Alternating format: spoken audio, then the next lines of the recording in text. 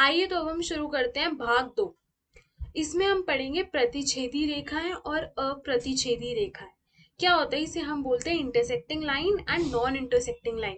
अब प्रतिच्छेदी रेखाएं वो रेखा होती है जब दोनों आपस में एक जगह मिलती है। किस प्रकार मिलती है वो? ये वाला डायग्राम देखो। जब ये रेखा और ये रेखा आपस में अगर इस पॉइंट पे मिल रही है, कहीं पर एक दूसरे को काट रही है, तो वो क्या है? मेरी प्रतिच्छेदी रेखा है। वहीं अगर हम बात करें तो अप्रतिच्छेदी रेखाएं क्या होती है, जैसे मैं आपको समझाती हूँ। ये मेरी एक फ्रेंड है तान्या और इसका एक फ्रेंड है हार्दिक, ठीक है। अब ये दोनों हमेशा अलग अलग क्लास में थे। इन्होंने सोचा कि ये कभी ना कभी एक क्लास में हो जाएंगे, कभी ना कभी मिल जाएंगे, एक क्लास में आके इंटरसेक्ट हो जाएंगे। लेकिन इन दोनों के रास्ते कभी नहीं मिले, तो क्या हो गई? ये अप्रतिच्छेदी रेखा। अब दोनों अलग अलग क्लास में सीधे सीधे चलते रहे। अब हमारी अप्रतिच्छेदी रेखाएं के अंदर भी ना दो प्रकार की रेखाएं आती है। एक तो समझ लो कुछ इस प्रकार से जा रही है पर मिल नहीं रही, ठीक है, एक तो ये हो गई। दूसरी होती है हमारे इस तरह की, जो एकदम सीधी सीधी है। इसको मैं बोलती हूँ समांतर रेखाएं, ठीक है। इसको हम बोलते हैं समांतर रेखा, और इसको एक और नाम से बोलते हैं हम इंग्लिश में पैरेलल लाइंस, जो एकदम आमने सामने सीधी सीधी चल रही है।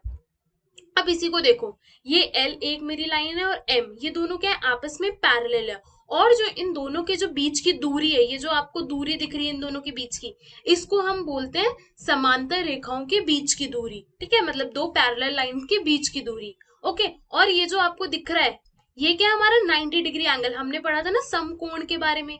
कोई भी कोण इस प्रकार और इस प्रकार बना होगा, सीधी लाइन ऊपर सीधी लाइन नीचे, तो ये क्या बनाता है? मेरा 90 डिग्री का एंगल है ना, समकोण हो गया। तो इसको मैं बोलती हूँ परपेंडिकुलर, एंड इनके क्या कॉमन परपेंडिकुलर है। ये जो बीच की लाइन आपको PQ दिख रही है ना, PQ, ये कॉमन परपेंडिकुलर है L और M पे। परपेंडिकुलर किसे बोलते हैं? जो हमारे 90 डिग्री का वो बनाते हैं एंगल। अब हम बात करते हैं रैखिक युग्म अभिगृहित एक्सियम के बारे में। हमने यूक्लिड वाले चैप्टर में भी पढ़ा था। अब यूक्लिड अंकल ने हमें एक्सियम दिए थे ज्योमेट्री के, तो वहीं से और एक्सियम आ जाते हैं। अब जो एक्सियम आएगा वो आएगा हमारा रैखिक युग्म अभिगृहित। अब इसमें क्या होता है? कुछ नहीं है, ये जो मैंने आपको लीनियर पेयर बताया था 180 डिग्री वाला, क्या होता है क्या नहीं। ये एक्सियम बोलता है यदि कोई एक किरण, ठीक है, ये हमारी किरण है D, वो अगर एक रेखा पर खड़ी है, ठीक है, ये क्या खड़ी हमारी रेखा क्या है? AC, इस पर खड़ी है, तो ये जो आसपास में जो क्या है? पड़ोसी एंगल, पड़ोसी एंगल को क्या बोलते हैं हम? आसन्न कोणों, ठीक है। आसन्न कोण है ये हमारे पड़ोसी एंगल पर पड़ रही है ये, तो ये दोनों एंगल मिलके क्या बनाते हैं? एक्स और वाई क्या होंगे मेरे? एक्स और वाई मिलके क्या बनेंगे? 180 डिग्री, ठीक है। जब ऐसा होता है आसन्न कोण मिलके 180 डिग्री बना रहे होते हैं और एक किरण हमारी एक रेखा पे पड़ रही होती है, तो वो क्या हो जाता है? हमारा लीनियर पेयर एक्सियम। ये बोलता है हमारा लीनियर पेयर एक्सियम 1। अब दूसरा हमारा अभिगृहित क्या बोलता है? कुछ नहीं बोलता, वही सेम चीज को दूसरे शब्दों में बोलते हैं। यदि दो आसन्न कोणों का योग यहाँ पे 180 डिग्री है, ठीक है। आसन्न कोण हमारे एडजेसेंट एंगल, एडजेसेंट का मतलब हमारे पड़ोसी एंगल, ठीक है। अगर पड़ोसी एंगल का योग, योग मतलब सम 180 है, तो उनकी, ये इसकी जगह हम लिखेंगे कॉमन, कॉमन ज्यादा समझना आसान है, तो कॉमन भुजाएं एक रेखा बनाती है। वही जो चीज अभी हम पीछे हमने पढ़ी, उस एक्सियम को इन्होंने किसी और शब्दों में बोल दिया। जैसे समझ लो 2+4 क्या होता है हमारा? 2+4 क्या होता है? 6। वही इन्होंने हमारा क्या बोल दिया? 4, 4 - 2 क्या हुआ? 2। बस उसको उल्टी तरह से बोल दिया, बात हमारी एकदम वही है, ठीक है। ये दो हमने इसके अभिगृहित पढ़ लिए। अब हम थोड़े उदाहरण के साथ देखते हैं। आइए एक प्रयोग की सहायता से जांच करें कि अभिगृहित 6.0 सत्य है या नहीं। अब क्या था हमारा 6.0? हमारी दूसरी एक्सियम क्या थी? दूसरी अभिगृहित क्या बोल रही थी?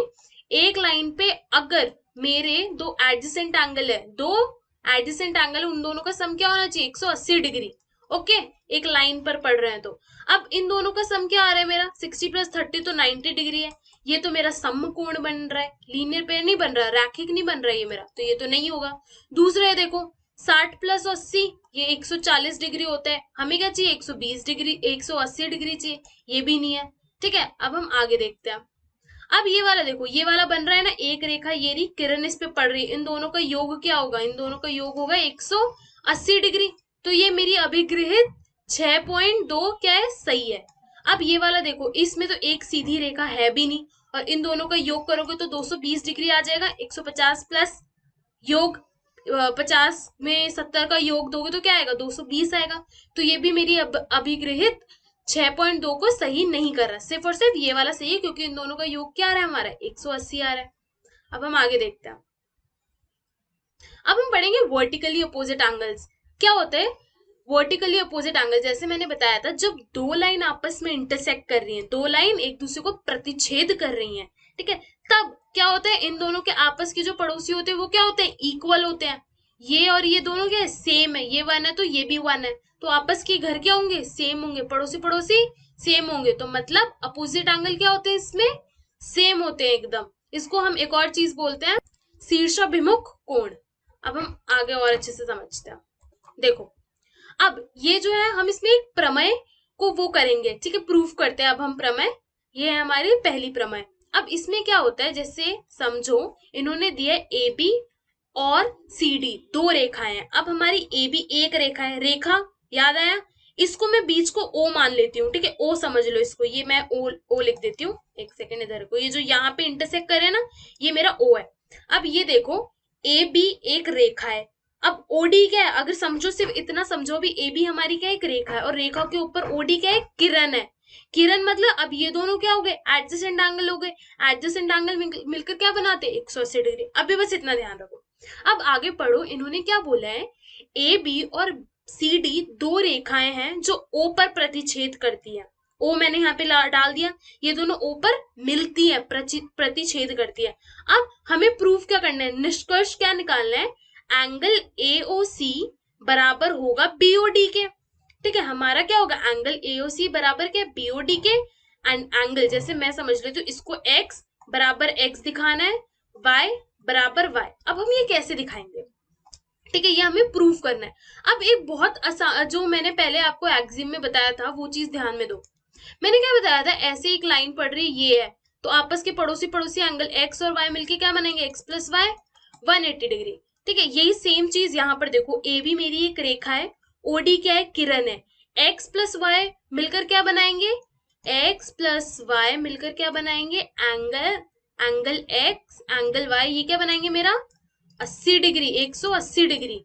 वहीं अगर मैं दूसरे की बात करूं, ये तो मैंने कर लिया, वहीं अब मैं यहाँ इस तरफ की बात करूं, इधर भी नीचे वाली में भी तो वही केस होगा। ये वाला देखो, ये वाला x और ये वाला y, angle x plus angle y is equals to 180 degree. क्या हो गए, दोनों बराबर हो गई। ये मेरी पहली इक्वेशन, ये मेरी दूसरी इक्वेशन आ गई।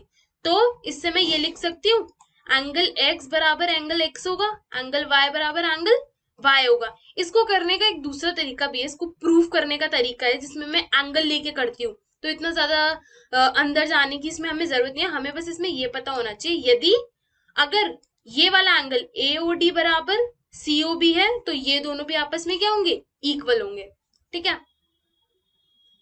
अब इन्होंने इसी को प्रूव किया है, यदि दो रेखाएं परस्पर प्रतिच्छेद करती हैं तो हमारा ये शीर्षाभिमुख कोण बराबर होते हैं। अपोजिट एंगल्स क्या होते हैं हमारे, वर्टिकली अपोजिट एंगल इक्वल होते हैं। इन्होंने वही चीज बताई है। अब उदाहरण, अब ये ध्यान से देखो, इसमें मैं आपको क्या बताना चाहती हूँ। रेखाएं PQ और RS एक दूसरे को बिंदु O पर काटती है, O पर काटती है मतलब प्रतिच्छेद करती है। इतनी चीज समझ में आई। यदि हमारा जो एंगल POR का रेशियो एंगल ROQ, POR सबसे पहले देखो, POR इसको इन्होंने क्या बताया हुआ है, 5 बताया हुआ है। जब भी हमारा रेशियो में होता है, आपको पता है ना, हम उसको क्या लिख लेते हैं, जैसे मैं लिख सकती हूँ एंगल POR को रेशियो एंगल ROQ है, तो मैं इसको लिख सकती हूँ 5:7 की जगह 5x:7x, ठीक है। x समझ लिया, मेरे को पता नहीं है कितना एंगल है, इसको मैं मान लेती हूँ 5x। वही मेरे को ROQ कितना दिया है इन्होंने, ROQ उन्होंने दिए 7x। अब मुझे सभी कोण खोजने हैं, सभी कोण खोजूंगी अब मैं। अब देखो, एक्सियम जो 1 है हमारी, एक्सियम 1 क्या बोलती है, अकॉर्डिंग टू एक्सियम 1 क्या है हमारी, एक्सियम 1 बोलती है, अगर एक लाइन पे हमारे एडजेसेंट एंगल बन रहे हैं, पड़ोसी एंगल बन रहे हैं, तो उन दोनों का जो योग होगा वो क्या होगा, 180। तो अगर मैं यहाँ देखो, अगर मैं angle ROP plus angle ROQ, ठीक है, हमारा एक ये वाला एंगल, ठीक है, और ये वाला एंगल, इसमें मैंने थोड़ा वो ड्राइंग बेकार कर दी, ये वाला एंगल और हमारा ये वाला एंगल, इन दोनों को जोड़ूंगी तो मेरा क्या आएगा 180 डिग्री। क्यों आएगा, एक्सियम 1, हमारी एक्सियम 1 हो गई यहाँ पे। अब आरओपी मेरे को क्या पता है, आरओपी 5x लिख दिया मैंने, और आरओक्यू क्या है 7x है, क्या हो गया 180। अब इन दोनों को जोड़ो, 12x बराबर 180, x क्या आ गया 180 बटे 12, इसको काटो कितना आ गया आपका 15 आ गया। ठीक है, तो x की, इसमें यहाँ मेरी x की वैल्यू निकल के आई है, ये क्या है 15। अब मुझे सारे एंगल निकालने हैं। अब ये चीज ध्यान से देखो, जब ये दोनों लाइन आपस में एक दूसरे को प्रतिच्छेद कर रही है O पे, तो अगर ये 5x है तो ये भी 5x होगा, ये 7x है ये भी 7x होगा। ऐसा क्यों होगा, क्योंकि हमने प्रमेय में पढ़ा है, थ्योरम पढ़ी है हमने, vertically opposite angles are equal. क्या पढ़ा है हमने, वर्टिकली अपोजिट एंगल जो होते हैं वो क्या होते हैं, बराबर होते हैं। वर्टिकली अपोजिट एंगल्स क्या होते हैं, बराबर होते हैं। तो वही चीज है, अगर ये 7x है तो ये भी 7x होगा। तो अब आप आगे कैसे लिखोगे, यहाँ पर जगह की कमी है, इसको लिखने के बाद अब यहाँ पे देखो, इसके बाद हम कैसे करेंगे, हमारी x की वैल्यू आ गई। अब हम निकालेंगे हमारे एंगल की वैल्यू।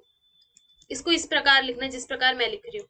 देखो मैंने अब x की वैल्यू मेरी क्या आ गई थी 15 आ गई थी। अब मैं निकालूंगी एंगल आरओपी। आरओपी कितना आएगा मेरा, या फिर पीओआर लिख दो, आरओपी लिख दो या पीओआर लिख दो, पीओआर लिख देते हैं हम।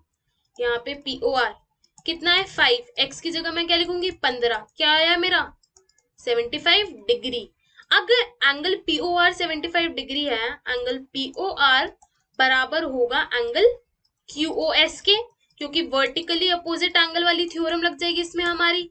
75 डिग्री ये है तो ये भी क्या हो जाएगा 75 डिग्री। वहीं नीचे देखो, नीचे मैं लिखूंगी हमारा आर ओ क्यू कितना होगा 7 इंटू 15, 7 इंटू 15 हमारा क्या होता है 135 डिग्री। यहाँ पे आ गई है मेरा 135 डिग्री, यहाँ देखो। ठीक है, अब अगर ये हमारा 135 डिग्री है तो एंगल आर ओ क्यू बराबर होगा, आर ओ क्यू बराबर होगा पीओएस के, एंगल पीओएस के। ठीक है, ये वाला 7x, तो ये दोनों क्या हो जाएगा इक्वल्स टू 135 डिग्री। हो गया ये हमारा, सारे एंगल निकल गए हमारे, एक हमारा 75 डिग्री है, बाकी के हमारे 135 डिग्री है। अब हमारा दूसरा उदाहरण देखो, अब ये थोड़ा सा लंबा जाएगा बट देखो ध्यान से। किरण ओ एस रेखा पी क्यू आर पर खड़ी है। ठीक है, ये क्या है मेरी पी क्यू आर पर खड़ी है, और किरण ओ आर और ओ टी क्रमशः एंगल पीओएस और एंगल एसओ क्यू के समद्विभाजक हैं। समद्विभाजक मतलब बाइसेक्ट कर रहे हैं। ठीक है, बाइसेक्ट कर रहे हैं, समद्विभाजक का मतलब ये होता है यदि हमारा एंगल पीओएस एक्स है। सबसे पहले यहाँ पे एक चीज देखो, हमारा एंगल पीओएस क्या है एस, एक्स है सॉरी, ओएस हमारा क्या कर रहा है बाइसेक्ट कर रहा है। ठीक है, ओ एक्स समद्विभाजक है, ये जो भी वर्ड है आप यहाँ पे लिख दो, किस लाइन का पीओ क्यू का। इसका मतलब क्या है, हमारा एंगल पीओएस, ठीक है, अगर हम इसमें योग देंगे एसओ क्यू का तो क्या आएगा 180 डिग्री, जिसमें से मेरा एंगल पीओएस क्या है एक्स है। अब देखो इसमें अगर ये वाला साइन बना हुआ है ना, अगर इस प्रकार दिखाए तो इसका मतलब क्या है, ये दोनों बराबर है। क्या है बराबर, ये दोनों बराबर है, और ये पूरा एंगल क्या है मेरा पीओएस क्या है पूरा एक्स। अब एक्स को मैं दो भागों में डिवाइड कर देती हूँ, एक्स बटे दो, एक्स बटे दो, तो ये दोनों हमारे क्या आ गए एंगल आ गए इसके। इतनी चीज समझ में आई। और एसओ क्यू क्या है हमें पता नहीं है, तो हम इसको ऐसे का ऐसे लिखे रहने देंगे। इससे हम निकाल देंगे हमारे एसओ क्यू की वैल्यू जो कि होगी 180 माइनस एक्स। अभी इतनी चीज समझ में आई। अब ये वाली चीज x बटे 2 कैसे आया, क्योंकि पूरा एंगल पीओएस क्या था मेरा x था, इसको मैंने किसमें 2 में डिवाइड कर दिया, क्योंकि ये दोनों एंगल क्या है इक्वल है। अब एक चीज देखो, जब मेरा एसओ क्यू 180 माइनस एक्स आया और ये दोनों भी आपस में बराबर है, तो क्या हो जाएगा हमारा एंगल, अब ये चीज देखो, हमारा एंगल एसओ टी बराबर है एंगल किसके टीओ क्यू के। ठीक है, अब इन दोनों को जोड़ूंगी मैं, इन दोनों को जोड़कर मेरा क्या आएगा, एक चीज यहाँ पर देखो, अगर मैं अपना angle S O T plus angle T O Q जोड़ूंगी तो मेरा क्या आएगा angle S O Q. S O Q क्या है मेरा, ये दोनों क्या है बराबर है। ठीक है, ये दोनों बराबर है, मैं इनको लिख लेती हूँ y प्लस y। ठीक है, अब मैं इसको कहाँ लिखूं, यहाँ ऊपर लिख रही हूँ। ठीक है, y और y क्या हुआ, 2y बराबर क्या है मेरा 180 माइनस x। 180 कहाँ से, ये देखो, ये चीज देखो। अब y की वैल्यू क्या है मेरी 180 माइनस एक्स डिवाइडेड बाई 2, जिसको मैं लिख सकती हूँ 90 माइनस एक्स बटे 2।